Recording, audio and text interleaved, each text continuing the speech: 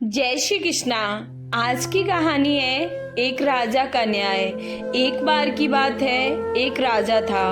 वह हथरी नामक नगर में राज्य करता था। वह बहुत ही बुद्धिमान और न्यायप्रिय था। वह अपनी प्रजा से बहुत प्रेम करता था और वह हर समय अपनी प्रजा को खुश देखना चाहता था। वह चाहता था कि मेरे राज्य में हर आदमी, औरत और बच्चे को इंसाफ मिले। किसी भी व्यक्ति को किसी भी तरह का कष्ट ना होने पाए।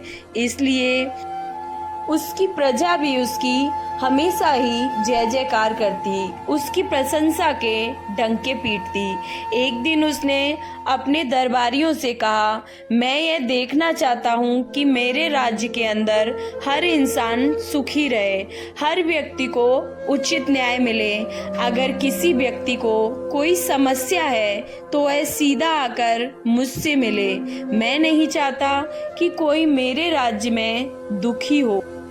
मंत्रियों ने कहा, यह तो महाराज आपने बहुत ही अच्छा निर्णय लिया। हम सब आपकी बात से सहमत हैं। इसलिए राजा ने अपने महल में एक घंटी ऊंची सी दीवार पर लटका दी।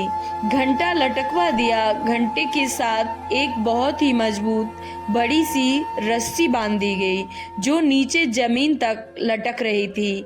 अगर हमारे राज्य में किसी व्यक्ति के साथ अन्याय हो रहा है, राजा ने कहा, तो वह सिर्फ एक घंटे को आकर बजा दे।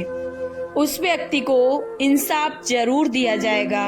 पूरे राज्य में दूर दूर तक ऐलान कर दिया गया कि हर व्यक्ति को राज्य में इंसाफ मिले। जिसकी जो समस्या हो वह राजा के पास आकर अपनी फरियाद करे, अपनी समस्या प्रकट करे। राज्य की प्रजा इस बात को सुनकर बड़ी खुश हो रही थी। हम लोग कितने भाग्यशाली हैं कि हमें इतना अच्छा राजा मिला है। सारी प्रजा आपस में एक दूसरे से यही बात कर रहे थे। कितने सालों तक वह घंटा उस मीनार पर टंगा रहा। इन वर्षों के अंतर्गत वह घंटा कई बार बजाया गया। राजा ने अपना वचन पूरा किया और आने वाले हर फरियादी को सुना। उसने पूरी कोशिश की कि लोगों की समस्याओं का समाधान हो और हर इंसान को पूरा इंसाफ मिले। अब वह रस्सी काफी पुरानी हो गई थी, इसलिए कमजोर भी हो चुकी। राजा ने अपने सैनिकों से कहा कि आप इस रस्सी की जगह पर नई रस्सी बांध दें। राजा के आदेश पर उस पुरानी और कमजोर रस्सी को हटा दिया गया, लेकिन उसके स्थान पर लटकाने के लिए वैसी ही मोटी रस्सी अभी तक नहीं मिली थी। सेवकों ने सोचा, क्यों न हम इसके स्थान पर मोटी सी अंगूर की बेल लगाएं। हमें जब तक इस प्रकार की मोटी मजबूत रस्सी नहीं मिल जाएगी तब तक ये यहीं लटकी रहेगी।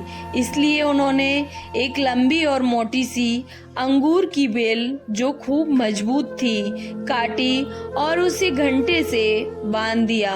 जल्दी ही उस पर छोटी छोटी नई कोपलें निकलने लगी।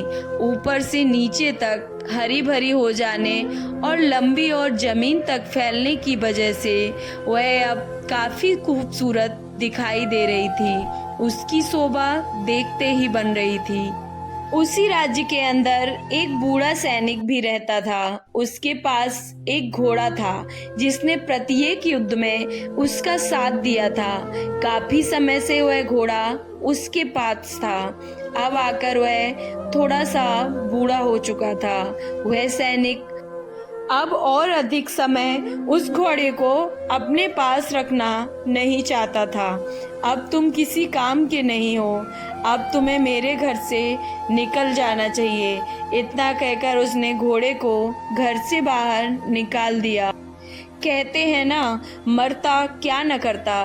बेचारा घोड़ा दुखी होकर मन को महसूस कर ये सोचता हुआ नगर की तरफ चल दिया कि अब क्या होगा, अब वह कहाँ रहेगा, क्या खाएगा, यही सोचकर वह परेशान सा घूम रहा था। घूमते घूमते वह उस मीनार के पास पहुंचा जहाँ घंटा लगा हुआ था। पहले घोड़े ने चारों तरफ देखा। बूढ़ा हो जाने की वजह से उसकी आंखें कमजोर हो चुकी थी। उसे कुछ भी साफ साफ दिखाई नहीं दे पा रहा था। वह बड़ी मुश्किल से देख पा रहा था, इसलिए उसको वह अंगूर की बेल भी दिखाई नहीं दे रही थी। वह काफी मुश्किल से उसे देख पा रहा था। उसने सोचा कि यह कोई बढ़िया चीज है, इसलिए उसने उन हरी हरी कोपलों को खाना शुरू कर दिया। जैसे ही उसने खाने के लिए बेल को खींचा, फौरन वह घंटा बजने लगा। सभी लोग भागते भागते वहां आए। वे एक दूसरे से पूछने लगे, घंटा किसने बजाया था? कोई कहता है कि किसी के साथ बहुत बड़ा अन्याय हुआ है। उन्होंने बाहर आकर चारों तरफ देखा, लेकिन उन्हें वहां कोई नजर नहीं आया। अब तक तो राजा के सारे नौकर भी वहां पहुंच चुके थे, उन्हें भी वहां कोई नहीं दिखाई दिया। वे बहुत ज्यादा हैरान हो रहे थे कि आखिर घंटा किसने बजाया था। सभी लोग हैरानी भरी नजरों से इधर उधर देख रहे थे। तभी उनकी नजर एक घोड़े पर पड़ी जो उसी समय कोपले को खाने के लिए आगे बढ़ रहा था, और उसके कोपले खाने के कारण बेल खिंच जाती थी और घंटा बजने लगता था। अरे देखो तो, यह तो घोड़ा है। सभी सैनिकों ने आश्चर्य से देखते हुए एक साथ कहा, सिर्फ घोड़ा? सैनिक बोले, कितनी विचित्र बात है कि घंटा घोड़े ने बजाया था, और हम लोग यहाँ पर खड़े सोच रहे कि ना जाने किसके साथ नाइंसाफी हुई। सभी सैनिक जोर जोर से हंस रहे थे कि एक घोड़े ने सभी लोगों को बेवकूफ बना दिया। इस घोड़े को यहाँ से कहीं दूर ले जाकर नगर के बाहर खदेड़ दो। राजा के अफसरों ने आदेश दिया। उन्हें घोड़े की इस हरकत पर गुस्सा आ रहा था। तभी, रुक जाओ मंत्री जी, राजा ने बाहर आकर अपने सभी अफसरों को आदेश दिया। लेकिन महाराज, इस घोड़े ने यहाँ आकर हम सब लोगों को परेशान कर दिया। सैनिक ने कहा, तुम लोग ऐसा बिल्कुल नहीं करोगे। राजा सख्त स्वर में कहा, यह यहाँ से कहीं नहीं जाएगा। लेकिन क्यों महाराज? मंत्री ने पूछा। यह घोड़ा भी मेरी प्रजा है। यह बात आप लोग कैसे कह सकते हैं कि इसे कोई कष्ट नहीं है? हो सकता है कि यह अपनी कोई फरियाद करने यहाँ आया हो सकता है, राजा ने कहा। राजा की बात सुनकर लोगों को बड़ी हैरानी हुई। सारे सैनिक खामोश हो गए। वह वहां खड़े राजा को आश्चर्य से देख रहे थे। उन्हें राजा की बात बड़ी विचित्र लगी। यह घोड़ा किसका है? राजा ने पूछा। यह घोड़ा कहाँ से आया है? इस बात का फौरन पता लगाया जाए। जैसे ही आज्ञा महाराज की हुई, मंत्री ने कहा, और सैनिकों को तुरंत राजा के आदेश का पालन करने को कहा। राजा की आज्ञा के अनुसार सभी सैनिक घोड़े के मालिक की तलाश में निकल पड़े और उस बूढ़े सैनिक को, जो घोड़े का मालिक था, पकड़कर राजा के सामने पेश किया। क्या यह घोड़ा तुम्हारा है? राजा ने सख्ती से पूछा। यह क्यों घूम रहा है और उसने यहाँ आकर अंगूर की बेल क्यों खाई? तुमने इसे खाने के लिए चारा नहीं दिया? राजा की बात सुनकर सैनिक का सिर शर्म से झुक गया। तुम्हें इस बात के लिए शर्म आनी चाहिए, राजा ने कहा। इस घोड़े ने अपने जवानी में वफादारी से तुम्हारी बहुत सेवा की। अब जब यह बूढ़ा हो चुका है, तुम इसका जरा भी ध्यान नहीं रखते हो। क्या तुम्हारा यह व्यवहार इसके साथ ठीक है?